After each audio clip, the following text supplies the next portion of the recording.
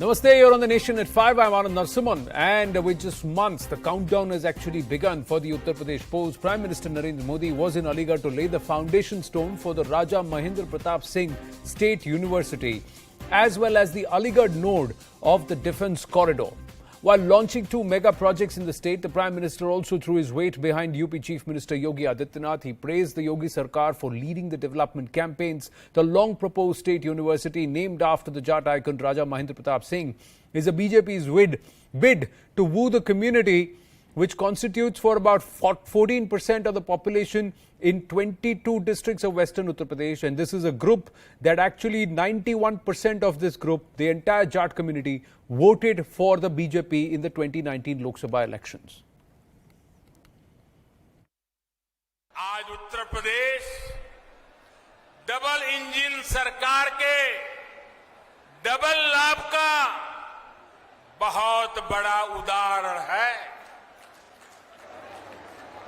योगी जी और उनकी पूरी टीम ने सबका साथ, सबका विकास, सबका विश्वास के मंत्र पर चलते हुए उत्तर प्रदेश को नई भूमिका के लिए तैयार किया है। आज योगी जी की सरकार पूरी ईमानदारी से यूपी के विकास में जुटी हुई है। भारत की आजादी में राजा महेंद्र प्रताप सिंह ने उनके योगदान को नमन करने का ये प्रयास ऐसा ही एक पावन अवसर है। राजा महेंद्र प्रताप सिंह जी के जीवन से हमें अदम्य इच्छा शक्ति, अपने सपनों को पूरा करने के लिए कुछ भी कर गुजरने वाली जीवटता आज भी हमें सीखने को मिलती है। राजा महेंद्र प्रताप सिंह जी जिस तरह एक लक्ष्य, एक निष्ठ होकर भारत की आजादी के लिए जुटे रहे, वो आज भी हम सबको प्रेरणा देता है।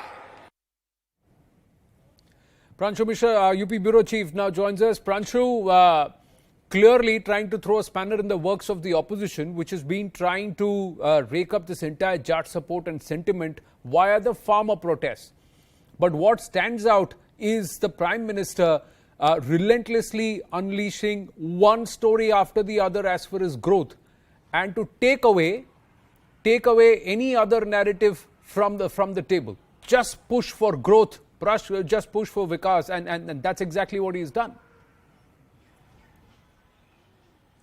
Yes, that's right. In fact, if you analyze the Prime Minister's speech, I mean, amidst all those, one can say, the veiled references to probably the Jat legacy, the law and order front, the basic crux was the endorsement of the Yogi government and the fact that Prime Minister has clearly advocated the point, tried to remind the people of Uttar Pradesh that in the past 4.5 years, the sort of, the peace, the better living environment and the growth story which you have witnessed in Uttar Pradesh, that has been because of the double engine government and primarily because of the hard effort, the sincere efforts that have been put by the Yogi Adityanath's government. So Prime Minister, very clearly reminded people that you should not be, taken away by all those campaigns and ensure that UP doesn't return to the way it used to be before 2017. And in that context, he referred to all that fact that, how people were feeling unsafe before 2017. Then coming to the farmers' point, the Prime Minister clearly realizes that, the farming community, farmers are a big chunk of Uttar Pradesh's voter community.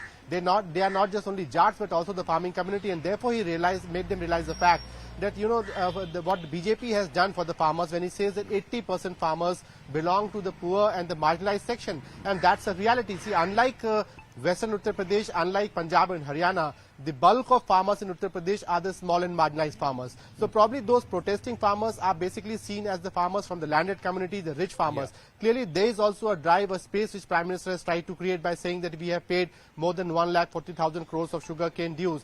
We have given the highest record prices under the MSP scheme. So I think Prime Minister has sounded the poll bugle in Uttar Pradesh. He has endorsed the Yogi government, and he is reminding the people, the farmers, the Jats, every community of Uttar Pradesh, the work which has been done and how people should, keep the fact in mind that they should not go in for a political choices that will force UP to return back to the scenario it was before 2017.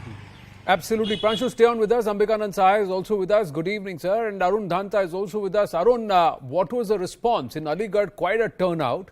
And throughout that speech, it was a relentless, non-stop chant of Modi, Modi, Modi. And everything that he said with the vis-a-vis growth, vis-a-vis work, vis-a-vis employment, vis-a-vis opportunity, even the reference to the locks of Aligarh, the hardware of Aligarh, and the Chota Kisan were met with huge amounts of cheer. Lots of women also present there. Well, that's right, Anand, and he touched all the aspects. Remember that as it was expected, the kind of arrangement which BJP has made there, and therefore people were, in large numbers, on a massive scale, were present there to listen to the Prime Minister Modi. In fact, right after the speech of the Prime Minister Modi, we spoke to those people who were present there. They were saying that this is something which was missing in the previous government. The way Prime Minister Modi spoke about the icons which has in fact played a role not only for the reforms for the country, but the independence and many other roles which they have played for the development and the growth of the country. Now they are being recognized, and especially this university, Mahendra Pratap Singh State University, which is going to open in Aligarh. That's something which is going to help a lot.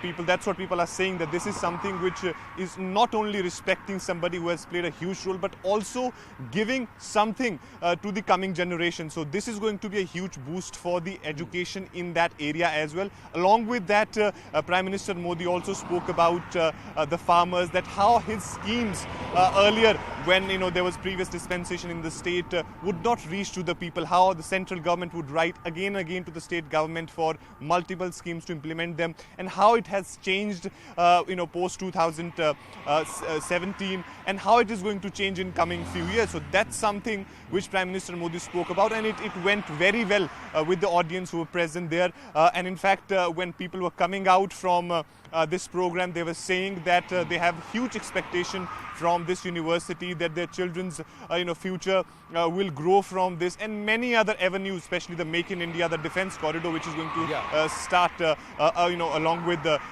3 or 4 other districts here in Aligarh as well. So that is something also going to increase many fold opportunities for the people of these areas. True, but bit of a tweet jibe there, Pranshu, coming there from Akhilesh Yadav on Raja Mahendra Pratap. He tried to bring back history where Raja Mahendra Pratap in the past, sometime I think between the 50s and the 60s, if I remember correctly, has beaten Atal Bihari Vajpayee from Mathura. And then he brought back saying, those who have defeated you, you're celebrating them today. But clearly, the Samajwadi Party missed a trick there, because the BJP has again stolen the march. Well, the story remains, Anand, that when it comes to Raja Mahendra Pratap Singh, whatever Samajwadi Party, whatever Congress or whatever any other opposition party has to say, the fact remains that the legacy of Mahendra Pratap Singh has been successfully, overtaken by the Bharatiya Janata Party. No denying the fact that in 1957, when Mr. Atal Bihari Vajpayee has contested from 3 constituencies, including Balrampur, Lucknow, and also Mathura, he lost from Lucknow and Mathura, and he was defeated by Raja Mahendra Pratap Singh. But yes, that was history. Since then, at the moment, the fact is that BJP has successfully, endorsed that legacy. It has tried to communicate with the people, the Jat community, and the manner in which the projection, the emphasis on the legacy of Raja Mahendra Pratap Singh has been given by the Bharatiya Janata Party, that will clearly resonate with the people, because see, in the local area of Aligarh, Hathras and Mathura and all that belt, Raja Mahendra Pratap Singh had been a big name, and there is no denying the fact that the sort of attention which he merited, that was denied to him for over many decades. So in that context, BJP has successfully played its card, and whatever opposition might I have to say they can't steal that, success story from the Bharatiya Janata Party. Well, and those were also early days in politics for Atal Bihari Vajpayee. In 1957, he's quite young and had not grown to the stature that he did sometime within the 80s and the 90s by the time he assumed office, the highest offer, the office of Prime Minister. But Ambikanand Sai, how would you read what's happened in Aligarh today? See, Anand, one thing needs to be understood and hammered home again. Prime Minister Modi is a master of messaging. He strikes a chord with the audience. And that is why chants of Modi, Modi, Modi rent the air. He touched upon so many things. And political pundits may not have understood them, but the masses did. He invoked the names of Kalyan Singh, of Chaudhary Singh. He also reminded people of the days when there was Kairana Exodus and so many other things. And people understood what he was driving at. You see, because of this Kisan movement, farmers' agitation, a section of Jats, Gujars, Ahirs, and even Rajputs have united under opposition banner. No two opinions on that. And Prime Minister talking like this means that he was perhaps more worried about the advantages to be given to the entire population, including the OBCs. And perhaps the audiences lapped it up. So, where do we stand now? I am pretty sure that after Prime Minister's wonderful messaging, the people of Western Uttar Pradesh, one thing needs to be again reminded again. That Western UP happens to be one of the strongest citadels of BJP's social power. The recent farmer agitation has given the impression that that social base stands shaken. But I am sure after today's and the way people were responding to the Prime Minister's call, people of Western Uttar Pradesh, I believe, will again make a beeline for the BJP in short. Going back to the BJP, because they say that Uttar Pradesh, the story of Uttar Pradesh is woven in Western Uttar Pradesh, and whoever jiska hua jaat, uski hogi thaat. That's what the saying is in that region. And whether or not he's been able to swing it all back, we'll have to wait and watch, because the messaging was very clear. But as the Battle of Uttar Pradesh draws near, Prime Minister Narendra Modi and former Chief Minister Akhilesh Yadav trading barbs over lawlessness during the Samajwadi Party government's tenure. PM Modi attacking the SP government, saying that there was mafia raj in the state during Akhilesh's tenure and women felt insecure. The SP chief quick to hit back and asked the PM to look at the crime data during SP's tenure and suggested that he use the Dial 100 services and ask for crime records. Akhilesh also alleged that UP CM was involved in the mafia in the state and was just pretending to get votes.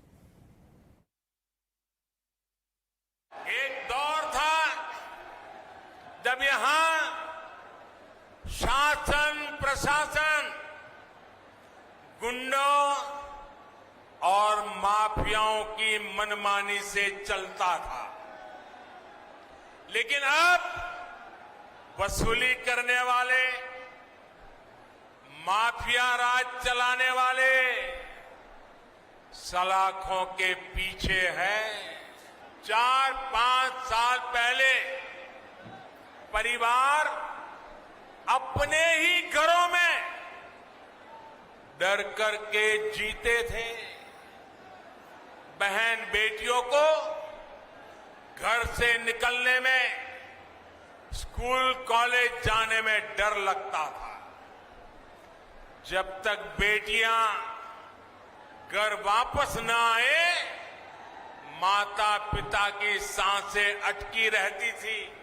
आज UP में कोई अपराधी ऐसा करने से पहले 100 बार सोचता है। अगर ये शब्द प्रधानमंत्री जी ने कहे हैं तो प्रधानमंत्री जी को होम डिपार्टमेंट का, और अगर होम डिपार्टमेंट का डेटा नहीं मंगा सकते तो कम से कम डायल 100 का डेटा मंगाना चाहिए और उन्हें देखना चाहिए कि आखिरकार उत्तर प्रदेश में अपराध कौन बढ़ा रहा है, और कम से कम मुख्यमंत्री जी को ये निर्देश देकर के जाएं कि टॉप 10 माफिया उत्तर प्रदेश के कौन हैं,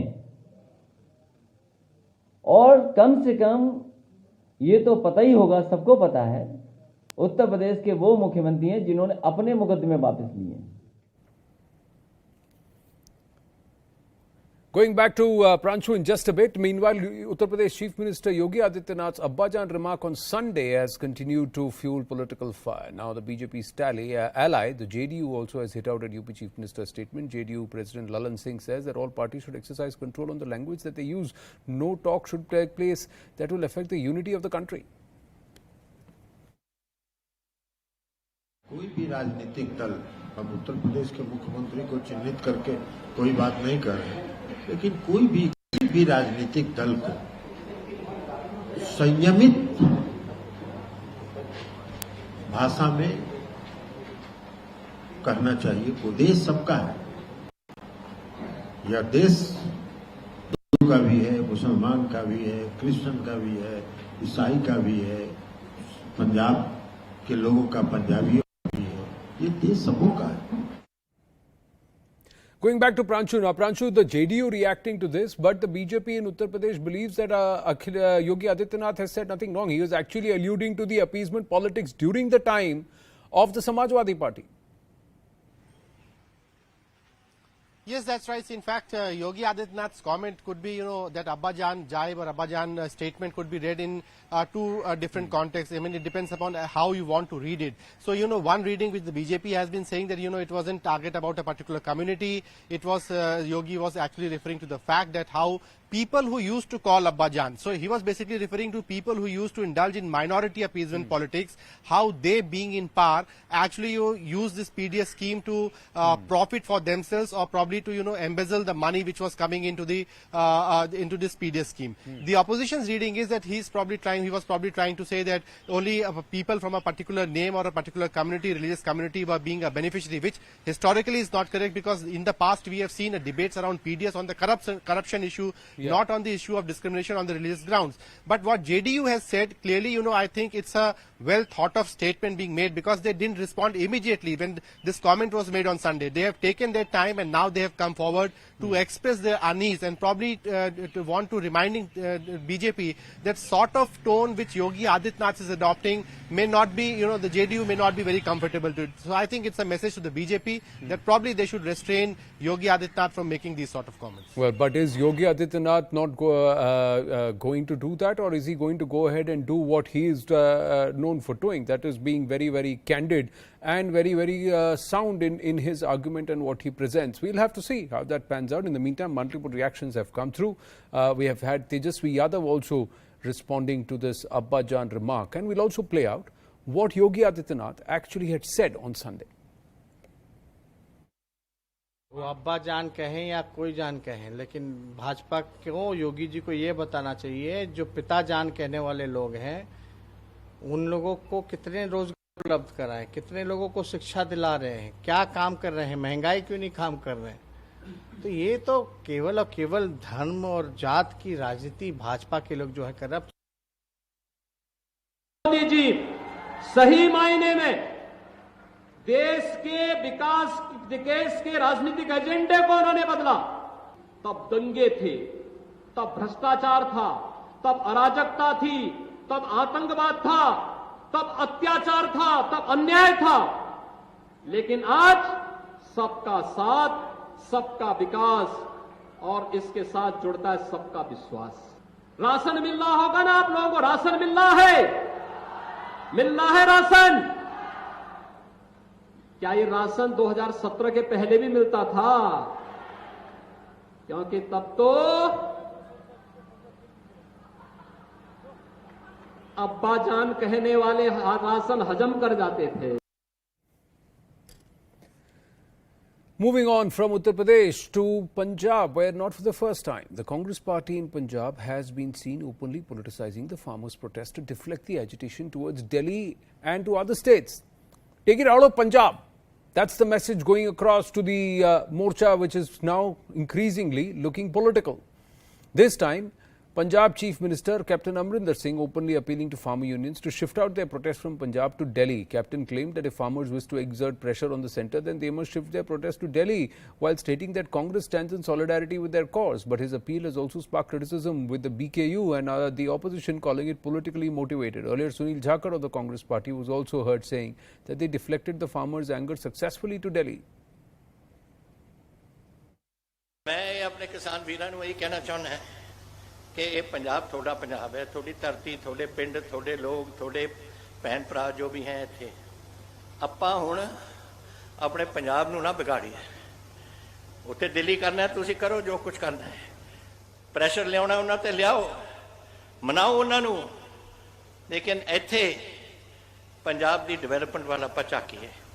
ਪੰਜਾਬ ਦੀ ਆਬਾਦੀ ਵੱਧ ਰਹੀ ਹੈ, ਉਹਦੇ ਨਾਲ ਡਿਵੈਲਪਮੈਂਟ ਦੀ ਲੋੜ ਹੈ ਸਾਨੂੰ।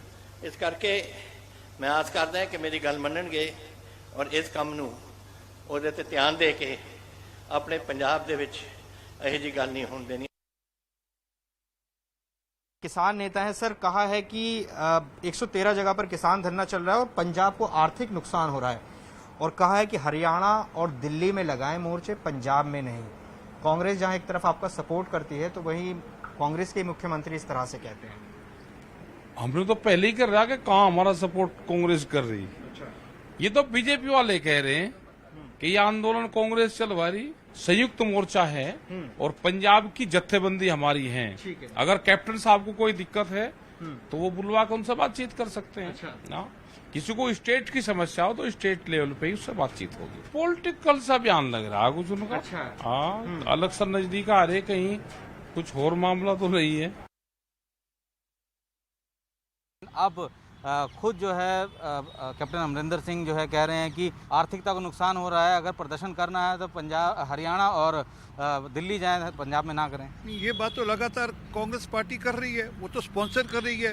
उनके जो अध्यक्ष हैं जाखड़, सुनील जाखड़, उन्होंने मंच से ओपनली कहा कि कैप्टन साहब का धन्यवाद कि उन्होंने सारे लोग हरियाणा और दिल्ली के बॉर्डर भेजे। फिर उन्होंने कहा हम इसकी फंडिंग भी कर रहे हैं, हम इनकी चिंता भी कर रहे हैं। ये उनके जाखड़ साहब के मंचों से बयान है, वीडियो रिकॉर्डेड बयान है। तो कांग्रेस राजनीति कर रही है और आज क्योंकि उनके सिर पे आन पड़ी है तो आज इसलिए इस प्रकार की बात कर रहे हैं। उनको कह रहे हैं कि नहीं आप भी हरियाणा और दिल्ली के बॉर्डर पे जाओ। असली बात पे आते नहीं। वो असल में जो अपने पाप हैं वो धो नहीं पा रहे, इसलिए वो अपनी पापों का गठड़ी दूसरे सिर पर डालना चाहते हैं। Sir, Punjab Chief Minister Captain Amrinder Singh has appealed to the farmers to take their protest to Delhi and Haryana as the state is suffering and incurring huge economic losses. Your reaction, sir? किसान आंदोलन कोई एक राज्य की समस्या नहीं, ये समूचे देश की समस्या है। जो रूरल डिस्ट्रेस है, रूरल अनरेस्ट है, किसानों की बढ़ती हुई आत्महत्याएं हैं और उनकी घटती हुई आमदनी है। ये कहना पंजाब के मुख्यमंत्री का कि वो हरियाणा में और दिल्ली में जाकर के धरना रखें, ये बेमतलब है, फिजूल है और ये समस्या से मुंह फेरने जैसा है। लिहाजा मैं उनके वक्तव्य को ठीक नहीं ठहराता। ऐसा कहकर के उन्होंने किसान आंदोलन की जो व्यापकता है उस पर सवाल उठाया। Pallavi Ghosh, our senior editor politics, with us, and this is coming at a time, Pallavi, when one is saying that this is because of internal issues within the Congress party in Punjab. Captain Amrinder Singh saying go elsewhere. Navjot Singh Sidhu has a long discussion and engages with them. And on the other hand, the NHRC has issued notices because there are thousands of lives, industry, livelihood which has also been impacted because of the disruption caused by these protesters in the neighbouring states. Yes, and see, politically, maybe what the captain said may sound incorrect and something which is going to give an ammunition to his opponents, not just outside but also within his party. But as a chief minister, he also understands the pitfalls of having a prolonged agitation. One is Punjab is a border state. He's also made this point earlier that a border state like Punjab cannot afford to have so much of protest inside, because what happens is puts strain on the administration, and Pakistan can always take advantage of the situation. Second, in the COVID times, the economy, in any case, goes in for a standstill. Industries have been shut down, factories are not working, and he has been, in a staggered manner, try to open up the factories. But in a kind of agrarian economy like that of Punjab, it's very important that the farmers are not seen protesting, but rather in the field. And I think he's speaking more as a chief minister than as a politician over here when he's urging the farmers that don't protest. If you need to do it, and do it outside of Punjab. No, but that's what's interesting, that if the protests can hurt the state's economy, why should he tell them to take it elsewhere? Because the concerns are unfounded, and say go and hurt the state's economy and livelihood of other people, don't do it here. Now let's try and understand this. The NHRC, thank you for your inputs, Pallavi. Now let's try and understand this. The entire unrest has also raised questions which, because of the adverse impact on industrial units. Let's take a look at the numbers. Adverse impact on industrial units, 9,000 plus companies have been hit in the areas of Delhi, Haryana and Uttar Pradesh. Huge inconvenience to commuters, heavy congestion on the roads, highways. Those going up to Chandigarh and coming back, they've had huge distress for months now, for months. And of course, in the law and order situation in the neighboring villages, patients, specially abled persons, senior citizens, all suffering because of this. And of course, states have been asked to submit action taken reports to ensure that this inconvenience is taken away. The allegations of Kisan not only flouting COVID protocols, but also creating a huge law and order situation, because locals have said that their movement has been restricted around the protest sites, and there is a certain amount of rise of incidents on crime, misconduct against women, which have been reported. And many cases have come to the fore where the locals have been very, very agitated with what is happening. Now, here is the whole cognizance that's been taken. The NHRC is stepping in, seeking reports, and also has issued notices issued to Delhi, Rajasthan, Haryana, Uttar Pradesh and the centre. They've also turned around and asked, in terms of economic growth, what is the effect that has happened on industry, commerce, transport. They've also sent across notices to NDMA, the MHA, the Ministry of Health and Family Welfare on the impact on ministries. They've also sent notices to the district magistrates of Jhajjar on the alleged gang rape of an activist. Then to the Delhi School of Social Work on livelihoods that have been disrupted, impact on infirmaries or on the infirm. All of these aspects have been asked to be highlighted by the NHRC, writing across to the district administrations and to the state governments. Clearly, the impact on lives, livelihoods, and most importantly, the entire economy of neighboring states has now come into cognizance. We'll keep close tabs and see what these reports and what the various states have to say in terms of the assessment, because the numbers are going to be staggering, ladies and gentlemen. We're going to take a very short break here on The Nation at 5. Stay with us.